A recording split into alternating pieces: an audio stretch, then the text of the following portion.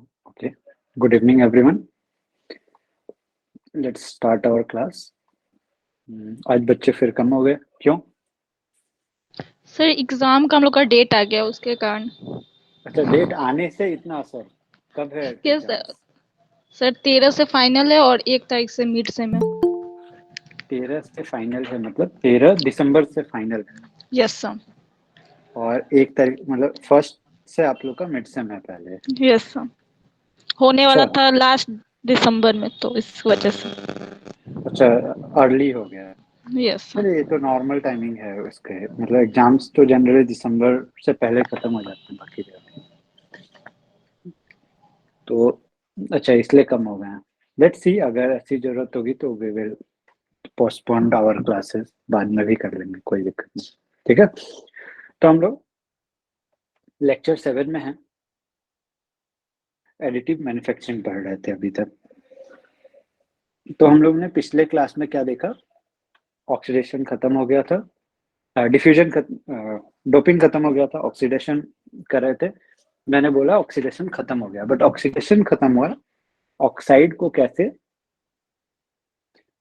Deposit करते हैं वो खत्म नहीं हुआ है। और ऑक्साइड ही नहीं, काफी अलग अलग चीज। तो हम लोगों ने दो तरीका देख लिया था, थर्मल ऑक्सीडेशन और रैपिड थर्मल ऑक्सीडेशन। ये दो चीज देखा था। There are two more technique. Vapour phase technique, जैसे कि वेपर फेज मतलब सिलिकॉन डाइऑक्साइड को वेपर बना के तब डिपॉजिट किया जाता है। ठीक है, ये भी ऐसे भी एक टेक्निक है। तो वो हम लोग जब सीवीडी देखेंगे, आज हम लोग स्टार्ट करेंगे सीवीडी, तो उसमें भी कवर होगा। ठीक है, और सीवीडी सीवीडी के बाद दूसरी टेक्निक होती है प्लाज्मा एनोडाइजेशन या प्लाज्मा ऑक्सीडेशन। ये भी दो एक्स्ट्रा टेक्निक्स हैं जो यूज होते हैं। इन दो डिफरेंस क्या है कि थर्मल ऑक्सीडेशन या फिर रैपिड थर्मल ऑक्सीडेशन में हम लोग सिलिकॉन वेफर को ही सिलिकॉन ऑक्साइड में कन्वर्ट कर रहे थे, एग्जिस्टिंग सिलिकॉन को। इन दोनों केसेस में कहीं और से ले आकर इस पर डाला जाएगा। ठीक है, तो सॉरी, ये पिछला जस्ट नहीं होना चाहिए। एक मिनट में कंफर्म। हाँ, ये नहीं होना चाहिए। डिलीट।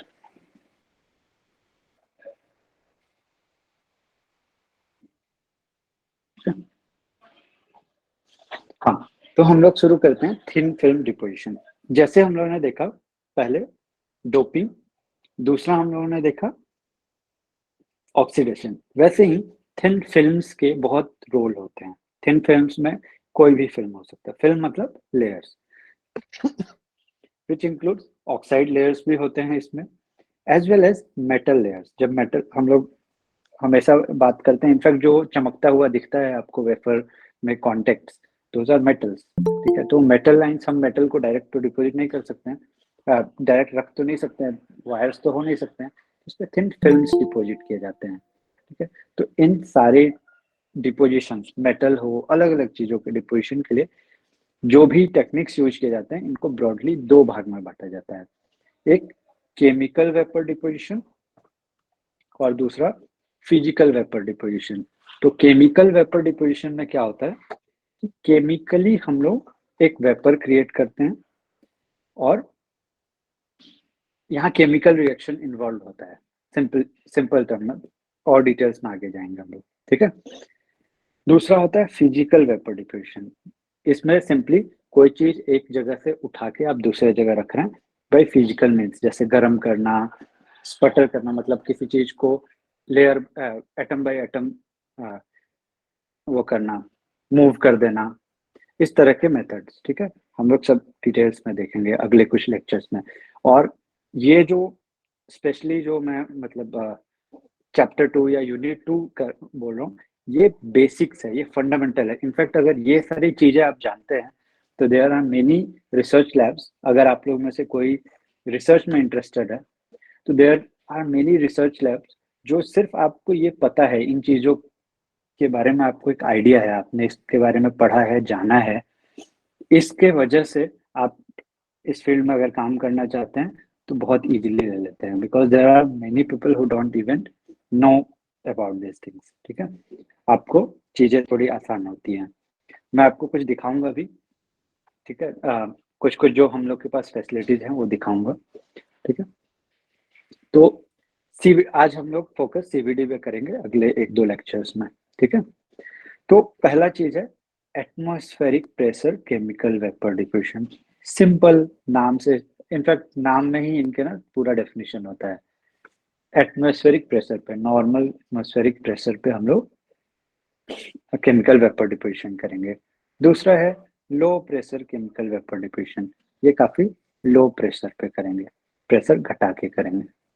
ठीक है, दूसरा है plasma enhanced chemical vapour diffusion. Plasma enhance मतलब प्लाज्मा क्रिएट करेंगे और जो वेपर डिपोजिशन होगा उसमें प्लाज्मा का भी यूज होगा। दूसरा हाई, यहाँ प्लाज्मा था, इसमें हाइड थोड़ा और काफी ज्यादा प्लाज्मा का यूज होगा, क्योंकि इसमें प्लाज्मा के साथ साथ हीट का भी, और इन सब प्रोसेसेस में हीट जरूरी होता है। ठीक है, इन सारे प्रोसेस जहां भी केमिकल वेपर डिपोजिशन होता है वहां हीटिंग जरूर होता है। तो जो हम लोगों ने फर्नेस देखा है उस तरह की हीटिंग जरूर होती है।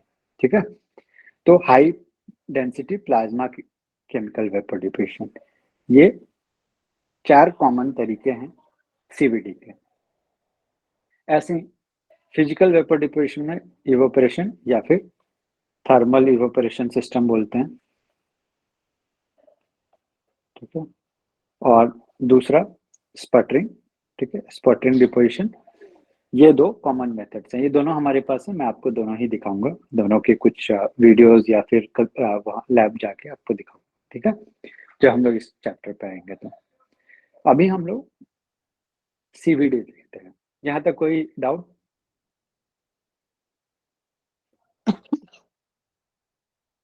No sir. नो, ठीक।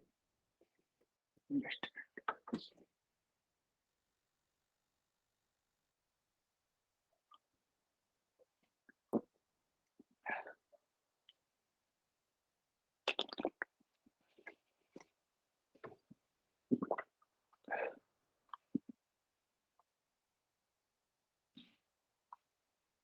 ठीक है, तो अब हम लोग आते हैं कि इन दोनों के बीच डिफरेंस क्या होता है, बेसिक डिफरेंस क्या होता है।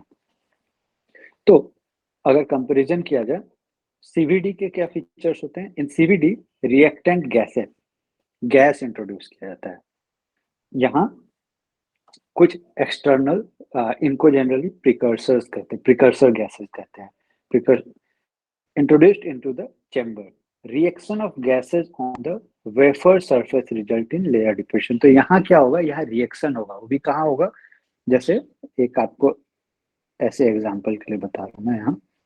और मान लीजिए वेफर, इसमें वेफर को कैसे रखना है, स्लैंटेड रखना है, सीधा रखना है, ये आपके प्रोसेस पे डिपेंड करता है। बहुत डिटेल्स में अगर आप स्पेसिफिक मटेरियल्स की जाएंगे, इनफैक्ट यही ओरिएंटेशन और ऐसी चीजें हैं जिससे आप ये डिफाइन, ये तक मतलब कंट्रोल कर सकते हैं कि नैनो फ्लावर बनेगा कि नैनो रॉड बनेगा। मतलब जब ऐसे बाहर से तो हम लोग को व्हाइट व्हाइट दिख रहा है या ब्लू दिख रहा है, but when we see it under very powerful microscope like SEM, तो पता चलता है कि उसमें एक्चुअली फ्लावर लाइक शेप बना हुआ है, नैनो रेंज में, या फिर रॉड लाइक शेप बना हुआ है, या फिर लीव लाइक शेप बना हुआ है। ये सारी चीजें अलग अलग पैरामीटर ऑप्टिमाइजेशन पे होती है। ठीक है, तो इसमें क्या होगा, इसमें गैसेस इंसर्ट किए जाते हैं, 2-3 गैसेस के मिक्सर हो सकते हैं। कभी कभी क्या होता है कि यहाँ कुछ सॉलिड रख दिया जाता है और ये गैस आएगा, और क्योंकि ये ऑलरेडी हीट हो रहा है, ठीक है, तो ये वेपराइज होता है और ये गैस उस वेपर्स को कैरी करता है। यहाँ 2 अलग अलग केमिकल रख दिए गए और ये वेफर सरफेस पे जाके केमिकली रिएक्ट करते हैं और डिपॉजिट हो जाते हैं। रिएक्ट किए, डिपॉजिट हो गए। ठीक है,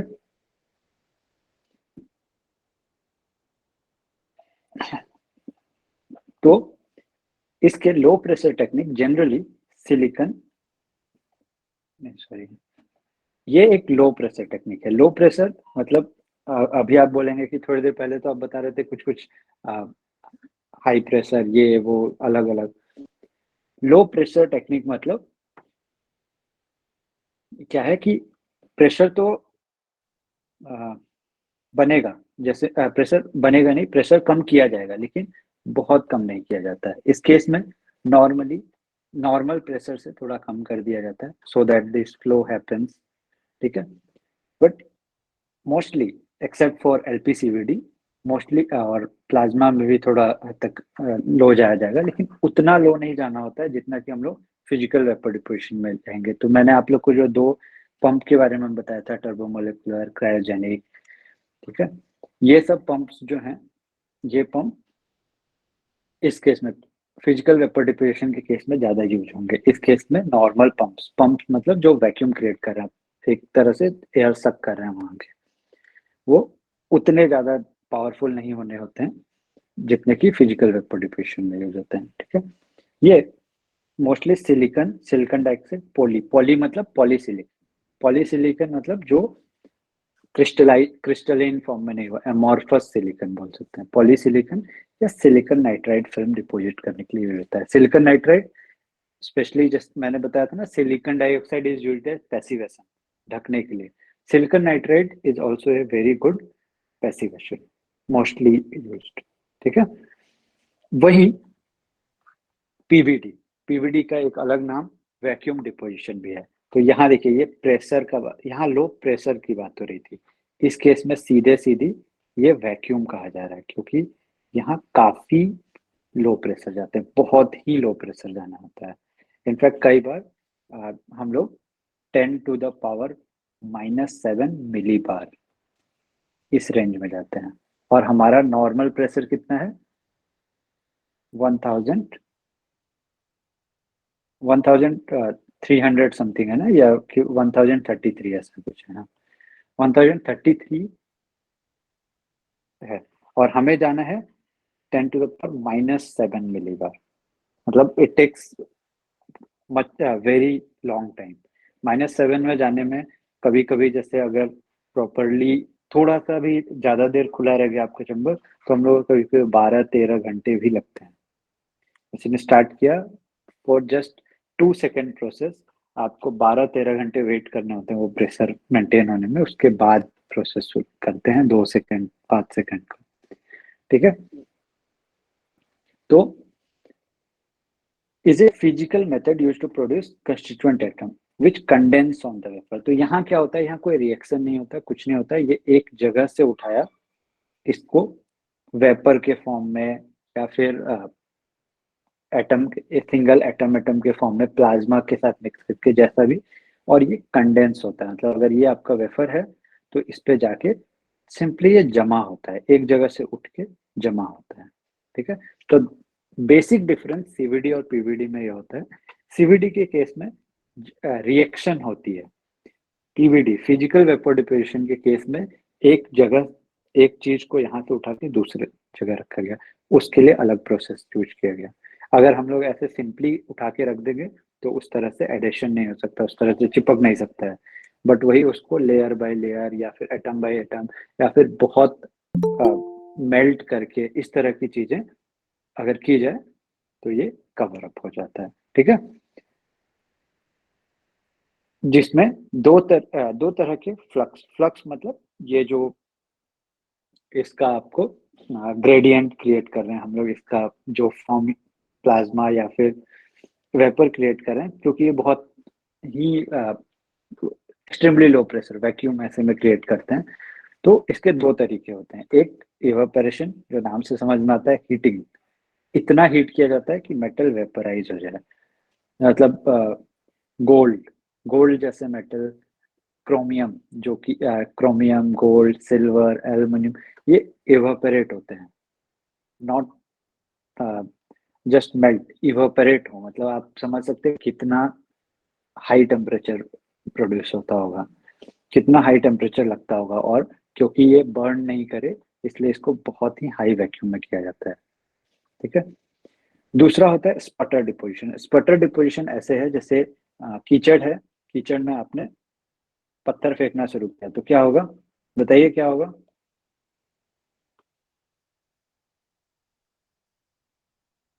अगर कीचड़ है अच्छा खासा, उस पर कोई पत्थर फेंक रहे हैं, तो आप लोग को क्या होगा उसका असर?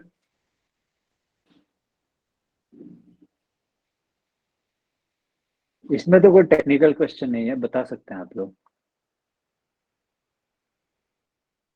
हेलो। कीचड़ में पत्थर चला जाएगा। कीचड़ में पत्थर चला जाएगा, उससे बॉडी छींटे नहीं आए? बॉडी हाँ, पे आ जाएगा छींटा। उससे छींटा आएगा, ठीक है।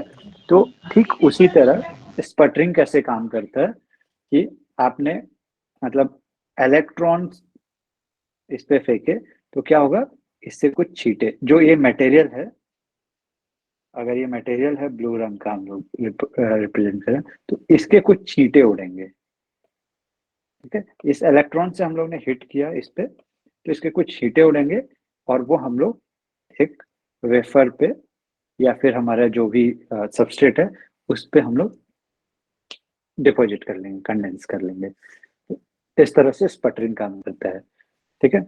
ये मोस्टली मेटल और एलॉयड के लिए के डिपोजिशन के लिए यूज किया जाता है। It is more preferred for metals. कभी कभी हम लोग डाइइलेक्ट्रिक्स के लिए भी यूज करते हैं। इनफैक्ट जैसे सिलिकॉन नाइट्राइड है, मैं सिलिकॉन नाइट्राइड के लिए स्पटरिंग यूज करता हूँ, ठीक है। तो it is not hard and fast rule, आपको जो सुविधाजनक हो, आपके पास जो चीजें हो, उसके हिसाब से हो जाता है, ठीक है। अगर आपके पास ये नहीं है, मान लीजिए सीवीडी के लिए जो प्रिकर्सर्स हैं वो नहीं है आपके पास, जबकि वो पूरा जो आपको चीज चाहिए वो ऑलरेडी आपके पास अवेलेबल है, तो आप उसको स्पटर कर दीजिए। Thermal evaporation, generally thermal evaporation तो मेटल के लिए होता है स्ट्रिक्टली, ठीक है। तो ये डिफरेंस हुआ।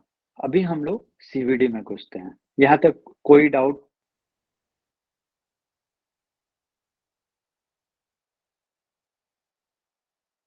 ओके, सो बेसिक्स क्या है, सीवीडी है क्या, इसको पहले समझ लेते हैं। सीवीडी में सिंपली क्या है, हम लोग फोर्सफुली मतलब कुछ रिएक्टेंट्स को फोर्सफुली मूव करते हैं, फोर्सफुली ठेल के ले जाते हैं जहां हमें चाहिए, हमें जहां रिएक्शन कराना है, ठीक है। तो सिंपली ये समझ लीजिए कि हम लोग गैस फ्लो कराते हैं और गैस के साथ उन रिएक्टेंट्स को फोर्सफुली मूव कराते हैं, ठीक है। और क्या होता है, ये अब आप बोलेंगे ठीक है, तो ये तो कहीं भी रिएक्शन करना शुरू कर देंगे, लेकिन इनको रिएक्शन करने का टाइम नहीं मिलता है, क्योंकि ये वेपराइज हो रहे हैं, फ्लो कर रहे हैं। इनको रिएक्शन करने का टाइम कहाँ मिलता है, वेफर पे। ये एक ससेप्टर मतलब जस्ट जिस पे रखा गया है, that is not playing any role. Wafer पे क्या होता है, वेफर सरफेस पे आने के चलते ये इनको पॉइंट्स मिलता है, मतलब इनको टाइम मिलता है रिएक्ट करने के। तो पहले ट्रांसपोर्ट हुए, ये दो नंबर यहाँ है, दो नंबर क्या हुआ, तो अब ये वेफर के बाउंड्री पर आने से ये धीरे धीरे ये वेफर के बाउंड्री को टच करने लगते हैं। इसके चलते क्या होता है, वेफर पे चिपकते हैं, एडजॉर्ब होते हैं। दो अलग अलग रिएक्टेंट्स भी एडजॉर्ब होते हैं। एब्जॉर्ब और एडजॉर्ब का डिफरेंस आप लोग पढ़े हैं पहले भी, आपने 11-12 में पढ़ा होगा, राइट, ठीक है।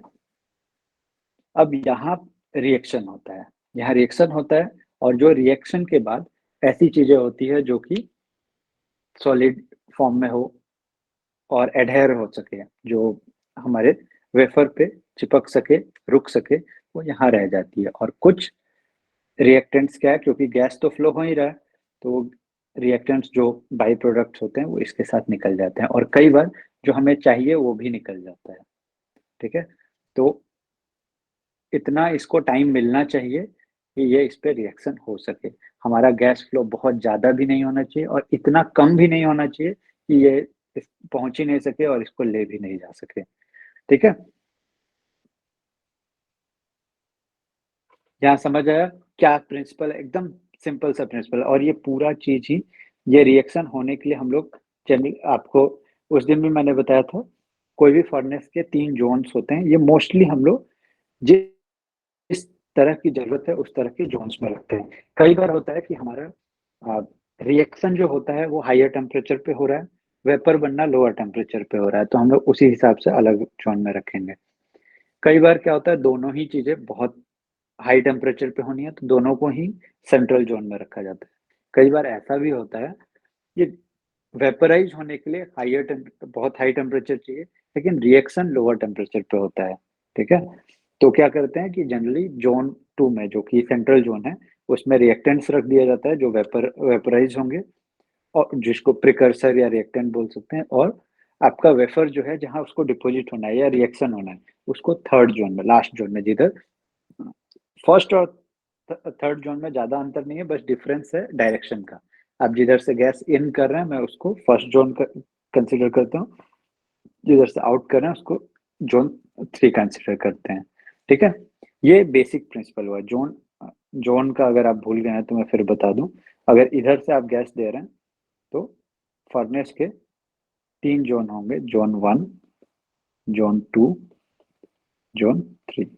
ठीक है, जोन 2 वो पार्ट है जहां जो हमारा डिजायर्ड टेम्परेचर है वो कांस्टेंट मेंटेन होता है, और जोन 1 में धीरे धीरे बढ़ता हुआ एक इस तरह का प्रोफाइल बनता है। ठीक है, दोनों साइड जनरली उतना टेम्परेचर नहीं होगा, और हम लोग उतना चाहते भी नहीं है, क्योंकि उससे क्या होगा कि बाहर के एनवायरनमेंट से भी डिस्टरबेंस होगा, वो क्रैक करेगी, बहुत हाई टेम्परेचर होगा तो बर्न करेगी। ठीक है, तो इसलिए हम लोग सील्ड एरिया में करते हैं। समझ आया यहाँ तक? Yes sir. ठीक है, तो ठीक इसी तरह जैसे कि हम लोगों ने डिफ्यूजन में देखा, ऑक्सीडेशन में देखा कि 2 केसेस होते हैं। ठीक है, ऑक्सीडेशन के केस में हम लोगों ने देखा स्टार्टिंग में क्या होता है, कॉन्सेंट्रेशन कंट्रोल होता है। लेटर लेटर ऑन क्या हो जाता है, वो डिफ्यूजन कंट्रोल हो जाता है, कितना डिफ्यूजन हो रहा है। सीवीडी के केस में भी दो कंडीशन होते हैं, बट दोनों डिफरेंट डिफरेंट कंडीशन है। वहां क्या होता है, एक कंडीशन दूसरा कंडीशन डिपेंडेंट होता है। ठीक है, यहाँ क्या है, दोनों ही लीनियर इन नेचर है, मतलब धीरे धीरे, वहां अचानक से चेंज होता है, यहाँ ऐसा कुछ नहीं है। इसके पूरा डिटेल्स जो इक्वेशन है, I am not going in that, वो आपको मतलब कई लेक्चर्स लग जाएंगे और पल्ले नहीं पड़ने वाला है। ठीक है, पल्ले पड़ेगा, but in fact that is something जो इस इसमें नहीं कवर करेंगे। इसमें हम लोग मोस्टली ये कवर करेंगे कि कैसे चीजें कैसे हो रही है प्रैक्टिकली, बट इसके लिए थोड़ा थ्योरी जानना पड़ेगा। ठीक है, डिफ्यूजन रिलेटेड जो होता है मास ट्रांसपोर्ट का प्रोसेस होता है। तो इसमें क्या है कि कब डिफ्यूजन होगा और कब डिफ्यूजन रिलेटेड रिएक्शंस होंगे और कब कॉन्सेंट्रेशन रिलेटेड होंगे, ये चीज डिफरेंट डिफरेंट टेम्परेचर पे डोमिनेट करती है। आपने जिस टेम्परेचर मैंने बताया ना कि कैसे आपको डिसाइड करना है, तो आपको अगर डिफ्यूजन कंट्रोल जाना है कि हाँ मैं कॉन्सेंट्रेशन चेंज करूंगा, उसके हिसाब से रिएक्शन बढ़ना चाहिए घटना चाहिए, you will go at a different temperature, जहाँ जिस टेम्परेचर पे डिफ्यूजन डिपेंडेंट होता है। ये सब केमिस्ट्री फिर वो हो जाता है, रिएक्शन रेट, वो सब आपका जहाँ टेम्परेचर कंट्रोल्ड है, आपको उस टेम्परेचर, जहाँ कॉन्सेंट्रेशन कंट्रोल्ड है वहां आपको उस टेम्परेचर पे करना होगा। वही जहाँ आपको डिफ्यूजन कंट्रोल्ड है, वहां आपको उस टेम्परेचर पे डिफ्यूजन कंट्रोल के लिए करना होगा। कितना डिटेल्स नहीं चाह रहा हूँ मैं, बस ये करो, ये आपके स्पेसिफिक मटेरियल पे आपको क्या ग्रो करना है उसकी पूरी केमिस्ट्री पहले आपको समझनी होगी, तब करना होगा। लेकिन प्रोसेस क्या होता है और कैसी चीजें होती है, क्या क्या चीजें होती है, क्या ध्यान देना है, ये पता होना है आपको। ठीक है, आपको जब जो चीज करना होगा उसके स्पेसिफिकली आपको चीजें पढ़नी होगी, समझनी होगी थोड़ी सी। ठीक है, तो सबसे पहला हम लोग एटमॉस्फेरिक प्रेशर सीवीडी देखते हैं। ठीक है, यहाँ कोई प्लाज्मा का यूज नहीं होता है, simply mass flow transfer control होता है। मास फ्लो ट्रांसफर कंट्रोल मतलब क्या होता है, कितना अमाउंट जा रहा है, कितना मास जा रहा है। इसके लिए एक छोटा सा ऐसा मीटर आता है, लगभग इतना बड़ा आएगा, मैं फोटो आपको दिखा दूंगा कभी। ठीक है, उसमें क्या होता है, उसमें हम लोग सेट कर देते हैं कितना SCCM। SCCM एक यूनिट है, स्टैंडर्ड क्यूबिक सेंटीमीटर, ठीक है। तो इतना क्यूबिक सेंटीमीटर पर मिनट, ठीक है, स्टैंडर्ड क्यूबिक सेंटीमीटर पर मिनट। तो 1 मिनट में कितना मास फ्लो करेगा, कितना क्यूबिक सेंटीमीटर वॉल्यूम फ्लो करेगा या मास फ्लो करेगा, ठीक है। इसको एमएफसी बोलते हैं, मास फ्लो कंट्रोलर, ठीक है। इससे हम लोग गैसेज कंट्रोल करते हैं। तो देखिए इसमें जैसे दिखाया हुआ है कि अलग अलग HCl, H2+, B2H6, H2+, PH3, argon, hydrogen. Argon generally inert gas होता है, ये कैरी करने के लिए यूज हो रहा है। हाइड्रोजन, ये दोनों के मिक्सचर अक्सर यूज किए जाते हैं। कभी कभी क्या होता है, हम लोग को लिक्विड मतलब वेपर बनाते हो, साइलेन, जैसे सिलिकॉन, SiCl4, इसको साइलेन बोलते हैं। ये मोस्टली सिलिकॉन डिपॉजिट करने के लिए यूज होता है। इसमें हाइड्रोजन बबल कर रहे हैं, ये असल में ट्यूब अंदर तक जाएगा, तो इसको लेकर ये उड़ेगा और ये जाएगा, तो क्या होगा, यहाँ गर्मी के चलते क्लोरीन एटम्स उसका साथ छोड़ देंगे and silicon will try to deposit. और यहाँ देखिए, यहाँ ये स्लैंटेड है, ये वेफर्स जो हैं सीधे नहीं रखे हुए हैं, स्लैंटेड रखे हुए हैं। It depends on how you are doing that, ठीक है। तो ये सिलिकॉन के इपिटेक्सियल ग्रोथ, इपिटेक्सियल मतलब जहां पहला जो सिलिकॉन है उसके ऊपर जो क्रिस्टल है उसको कंटिन्यू करने के लिए यूज किया जाता है, which is a very complex process, बहुत आसानी से नहीं होता है। और SiO2 के लिए यूज किया जाता है, और इसमें हम लोग कई बार डोपिंग भी कर सकते हैं। सेम प्रोसेस आप देखिए थे डोपिंग में बस गैसेस बदल जाएंगे, प्रिकर्सर्स बदल जाएंगे, ठीक है। अभी मैं आपको एक ये हम लोग के पास APCVD है, ये दिख रहा है, आप लोग वीडियो दिख रहा है?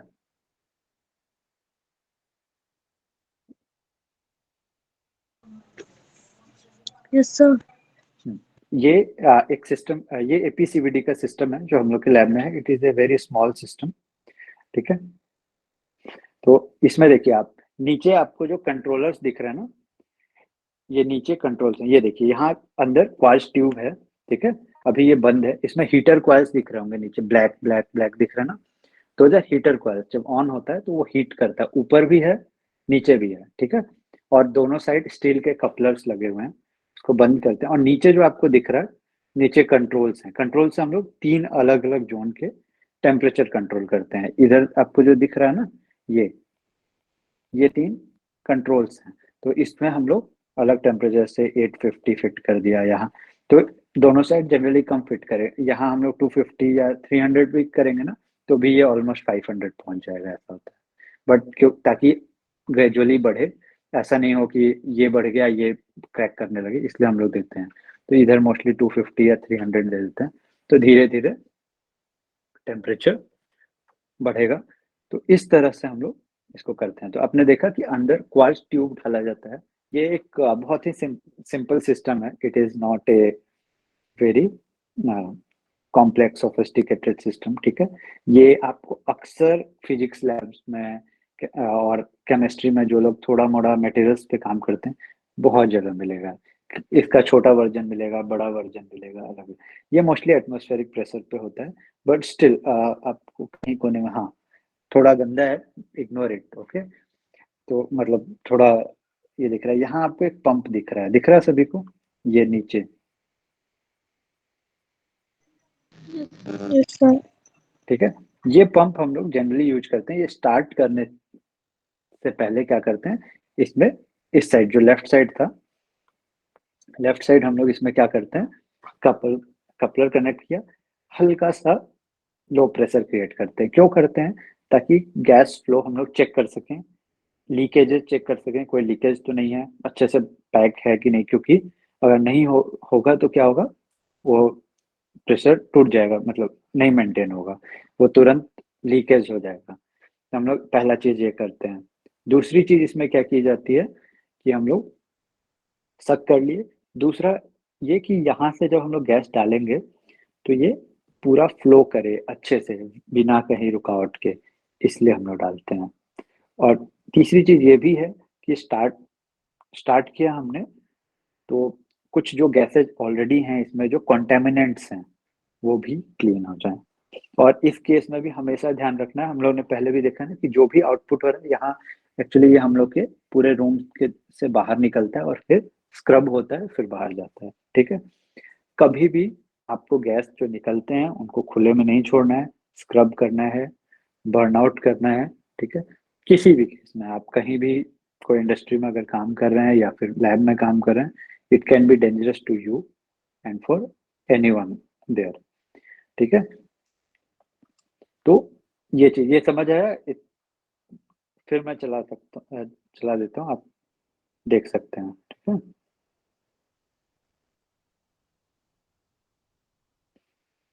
पीछे वो दिख रहा है घड़ी जैसा, अगर रुकिए एक बार मुझे दिखा, पीछे ध्यान दीजिएगा, एक रेड घड़ी जैसा दिख रहा है, that is from where we control that gas flow. इस केस में वो एमएफसी नहीं है, एमएफसी ब्लैक जैसा है, मैं आपको दिखाऊंगा इसमें दिखता है कि नहीं। वो वहां हम लोग पहले कंट्रोल कर रहे हैं, फिर उसको एमएफसी के थ्रू कंट्रोल कर रहे हैं। तो 2 स्टेज कंट्रोल है यहाँ पे।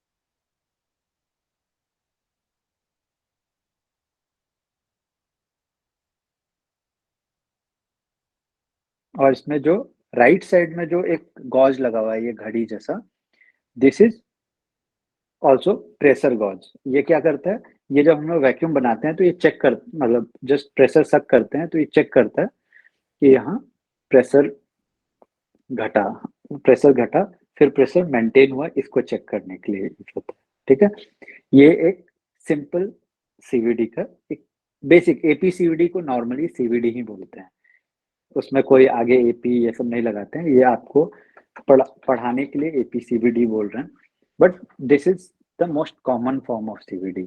ठीक है, फिर आगे बढ़ते हैं एलपी सीवीडी।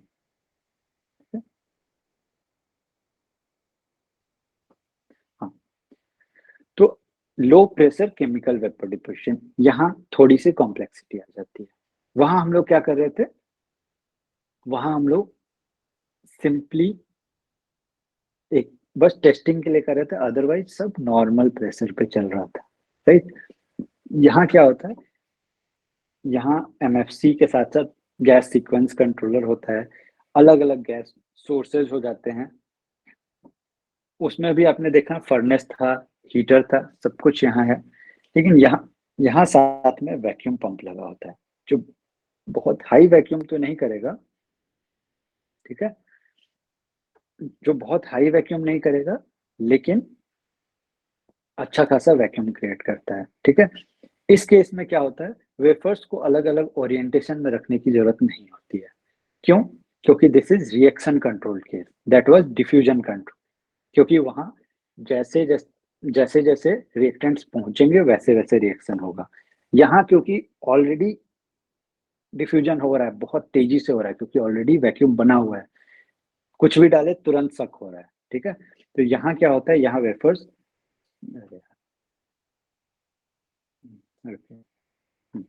यहाँ wafer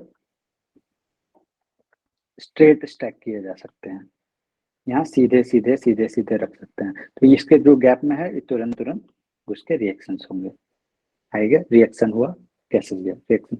so this is reaction control case. ठीक है, डिफ्यूजन लो प्रेशर पे होता है। Low pressure is not always vacuum, vacuum is extremely low pressure. ठीक है, यहाँ क्या होता है, यहाँ बाहर, वहां आपने देखा कि बहुत सिंपल सा सेटअप था, उसको बहुत सील्डिंग की जरूरत नहीं थी, बहुत सोफेस्टिकेटेड नहीं थी। ठीक है, एक इस केस में क्या होता है, हॉट वॉल सिस्टम यूज किया जाता है, पूरी तरह से बंद किया जाता है और उसको हीट किया जाता है रेजिस्टिव हीटिंग से। इसमें भी रेजिस्टिव हीटिंग यूज होता है। ठीक है, very uniform temperatures are possible. जहां भी प्रॉपर सीलिंग हुआ, मतलब ये पूरे एरिया, पूरे में ही हम लोग एक तरह का टेम्परेचर एक्सपेक्ट कर सकते हैं। यहाँ जोन्स, डिफरेंट जोन्स की बात नहीं होती है। ठीक है, स्टिल जो दोनों साइड्स हैं उनमें हम लोग नहीं जाते हैं, बट यहाँ जोन बोलकर कोई खास चीज नहीं होता है, ठीक है।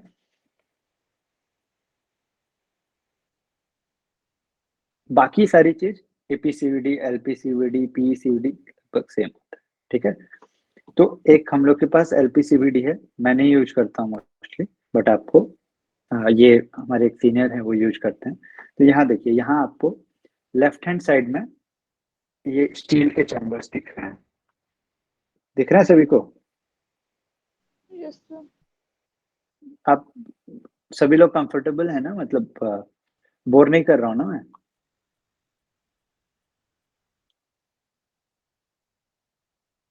धर्मेश?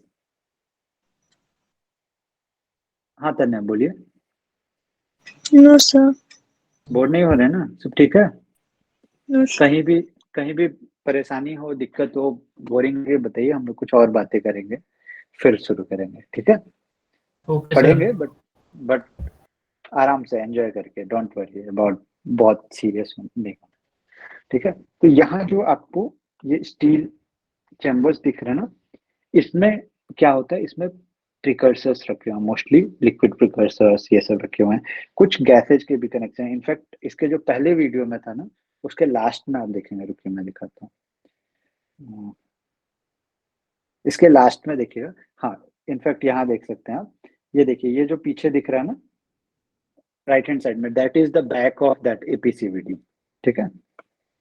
ये इसमें देखिए आप, कई सारे गैसेस के कंट्रोल लगे हुए हैं, इधर राइट साइड में आप देखिए, ठीक है। तो वहां कई सारे कंट्रोल्स लगे हुए हैं, ठीक है। ये उसके इसके बैक साइड का वो था, ठीक है।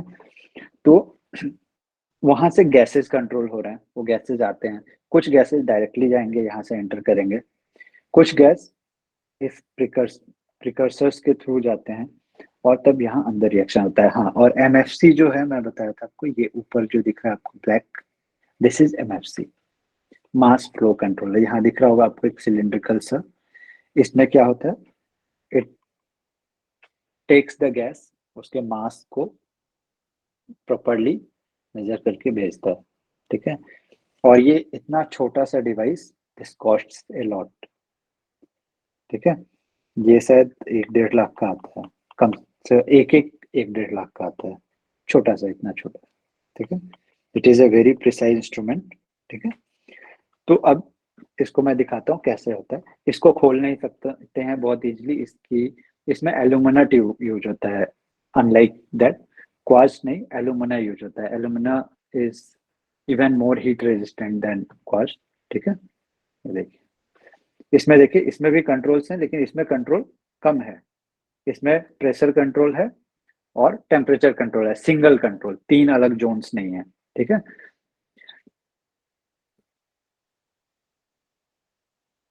ये इससे प्रिकर्सर्स जाते हैं उस ट्यूब में, वो वाइट जो दिख रहा है उस ट्यूब में, ये एमएफसी के थ्रू जाते हैं कंट्रोल करके।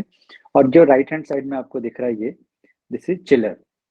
ये ठंडा पानी इसके जो बाहरी पार्ट्स है उसमें रोटेट करता रहता है, ताकि जो भी गर्म है इसको बहुत आसानी से, इसको अगर कभी गलती से इसका जो बाहर निकल रहा होता है प्रिकर्सर, वो दिख जाए तो आपको पता चलेगा हाउ हॉट इट इज, आग निकल रहा होता है, ठीक है।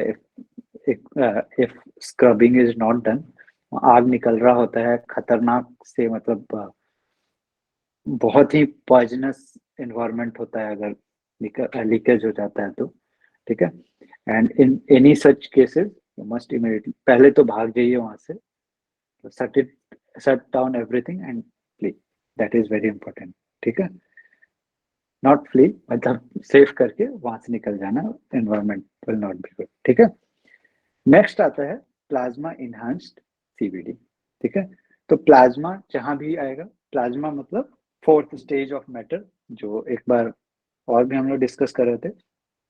प्लाज्मा जनरेट करने का सिंपल सा तरीका होता है कि थोड़ा लो प्रेशर क्रिएट किया of the range of -10 to the power -2, something like 5, generally हम लोग तो ऐसे करते हैं 2 × 10 to the power -2 मिली बार के रेंज में प्रेशर क्रिएट करते हैं उसके बाद क्या होता है सॉरी, उसके बाद क्या करते हैं इसमें, गैस इंसर्ट करने के बाद, आपको जिस गैस का प्लाज्मा चाहिए, ऑक्सीजन चाहिए, नाइट्रोजन चाहिए, जिसका भी चाहिए, वो गैस को इंसर्ट किया और उसके साथ इतना प्रेशर मेंटेन करते हैं। तो एक्चुअली आपको इससे थोड़ा सा लोअर प्रेशर जाना होगा और फिर ग्रेजुअली गैस को थोड़ा सा इंसर्ट करेंगे और इतना प्रेशर मेंटेन करते हैं। उसके बाद क्या करते हैं, वोल्टेज देते हैं, मतलब आरएफ प्लाज्मा भी जनरेट होता है किसी किसी केस में, जो कि आप लोग जब रडार एंड एंटीना थ्योरी पढ़ेंगे आगे, 4th ईयर में है शायद आप लोग की, 4th ईयर में है कि 3rd, कम्युनिकेशन है या केवल इलेक्ट्रॉनिक्स है आप लोग का? काजल, कम्युनिकेशन भी है ना, तो रडार एंड एंटीना पढ़ेंगे आप लोग। हाँ, EM theory, radar and antenna, उसमें आप लोग पढ़ेंगे कैसे आरएफ जनरेट होता है, आरएफ फ्रीक्वेंसी जनरेट होता है, इस तरह का। ठीक है, दोनों, या तो डीसी से भी जनरेट किया जा सकता है, डीसी वाला उतना स्टेबल नहीं होता है, उतना पावरफुल भी नहीं दिखता है, उतना कलरफुल नहीं दिखता है। RF one is really good. ठीक है, तो जनरली कॉइल्स होते हैं जिसमें आरएफ फ्रीक्वेंसी, एक फ्रीक्वेंसी पे क्या होता है, ये प्लाज्मा में कन्वर्ट हो जाता है। आप लोग पढ़ेंगे कैसे रिफ्लेक्टेंस मेजर किया जाता है, ये सब फिर मतलब ईएम थ्योरी में होता है। ठीक है, तो सिंपली आपको इस केस में अगर यहाँ काम करना है तो सिंपली आपने एक पावर दिया 80-90 वॉट। ठीक है, एंड क्या होगा कि उसके चलते प्लाज्मा क्रिएट होगा। प्लाज्मा क्रिएट हुआ कैसे पता चलेगा, जब रिफ्लेक्टेड पावर इज 0, पूरा पावर आयनाइजेशन में यूज हो जा रहा है, 0 या वेरी स्मॉल। ठीक है, तो यहाँ प्लाज्मा क्रिएट होता है। तो प्लाज्मा इनहांस्ड, यहाँ ध्यान रहे ये प्योर प्लाज्मा सीवीडी नहीं है, ये प्लाज्मा इनहांस्ड सीवीडी है, मतलब यहाँ प्लाज्मा क्रिएट कर रहे हैं हम लोग अंदर, और साथ में नॉर्मल सीवीडी प्रोसेसेस भी चल रहे हैं। ठीक है, तो यहाँ हाँ, इस केस में आरएफ यूज होता है। इलेक्ट्रोड है जिससे हम लोग प्लाज्मा क्रिएट कर रहे हैं इस एरिया में, लेकिन यहाँ भी गैस इन हो रहा है, गैस आउट हो रहा है, सब कुछ नॉर्मल सीवीडी प्रोसेस की तरह ही होता है। ठीक है, ये सिलिकॉन डाइऑक्साइड डिपॉजिट करने के लिए यूज किया जाता है। इस ये कहाँ यूज किया जाता है, जहाँ की एक टेम्परेचर आप एक लिमिट से ज्यादा नहीं बढ़ा सकते हैं, जैसे कि 250, 250, उससे ज्यादा आप जाएंगे तो खराब हो जाएगा। मान लीजिए उसमें ऑलरेडी कुछ डिपोजिशन है, तो मैं बताया ना कि पैसिवेशन कर रहे हैं, तो ऑलरेडी अगर मेटल्स हैं आप उसको इतना गर्म कर देंगे खराब हो जाएंगे, जल जाएंगे। ठीक है, तो आपको ये भी प्रिकॉशन लेना है कि नहीं, इतना टेम्परेचर पे नहीं जाना है मुझे। ठीक है, तो इस केस में जनरली 450 डिग्री से कम में अगर जाना है तो प्लाज्मा इनहांस्ड करते हैं, मतलब कुछ तो टेम्परेचर से मिल रहा है, कुछ हमें चीजें क्या हो रही है, प्लाज्मा के वजह से काम हो जाता है। ठीक है, इसमें क्या होता है कि जो चीज एपीसीवीडी या एलपीसीवीडी में हो रहा है, सेम चीज इसमें हो सकता है, बस डिफरेंस क्या है कि इट विल बी स्लो, और फिल्म क्वालिटी भी उतना अच्छा नहीं होता, क्योंकि टेम्परेचर हम लोग ने घटा दिया, रिएक्शन बहुत मुश्किल से जबरदस्ती चल रहा। ठीक है, तो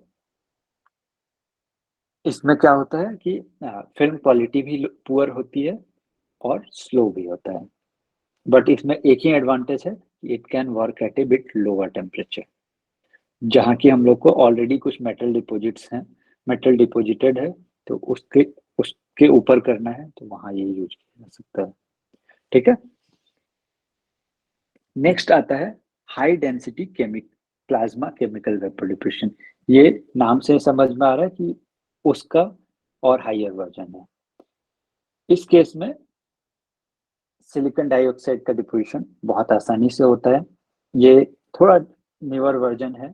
ठीक है, इसमें क्या होता है, सबस्ट्रेट पे ही, जो हम सिलिकॉन सबस्ट्रेट है इस पे ही डायरेक्टली आरएफ यूज किया जाता है, इंस्टेड ऑफ दैट चैम्बर, इस पे डायरेक्ट यूज किया जाता है। तो the reaction can be assisted much closer, मतलब वेफर के पास ही प्लाज्मा क्रिएट हो जा रहा है, वहां तो पूरे एरिया में क्रिएट हो रहा है, तो यूनिफॉर्मिटी नहीं हो सकती है। ठीक है,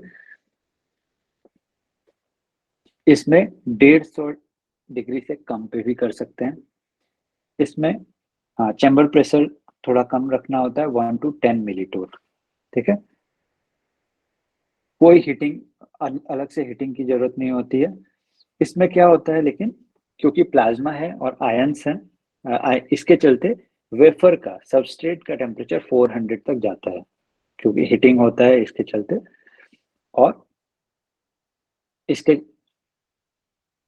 इसके चलते इसका क्या होता है, वेफर के पास एक प्लाज्मा का क्लाउड सा बन जाता है उसके आसपास, ऐसा लगे, क्योंकि सारे रिएक्शन वहां हो रहे हैं, बहुत करीब होता है और प्लाज्मा क्लाउड सा बन जाता है। This is a newer, quite newer way. ठीक है,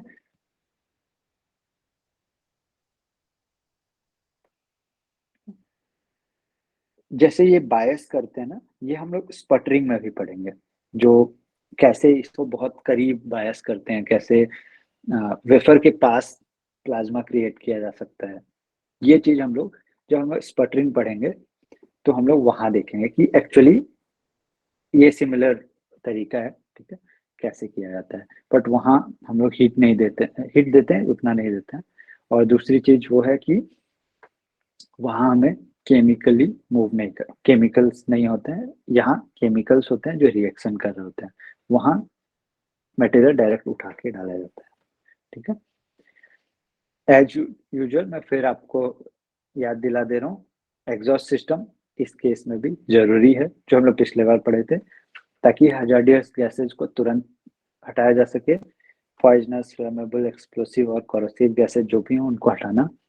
स्क्रबर, बर्न बॉक्स जरूरी यूज किया जाता है, और ट्रीटेड गैस ही एटमॉस्फेयर में डाला जाता है। ठीक है, अपार्ट फ्रॉम दिस हम जहां भी हो, कुछ कुछ दिनों बाद चैम्बर को क्लीन किया जाता है, कॉन्टेमिनेशन को हटाया जाता है। अगर कब कुछ नहीं क्लीन कर सके तो कुछ देर तक खाली गैस, ऐसे नाइट्रोजन या फिर आर्गन, ऐसे टाइप के गैसेस को कुछ देर फ्लो कराया जाता है, so that they get cleaned up. ठीक है, clear? So that's all from my side for today. आप लोग का कुछ क्वेश्चंस हो तो पूछ सकते हैं।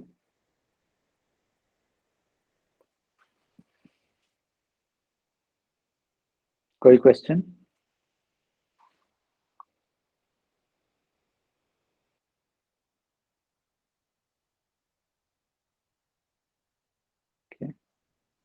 सो थैंक यू ऑल, कल फिर मिलते हैं, सेम टाइम सेम क्लास।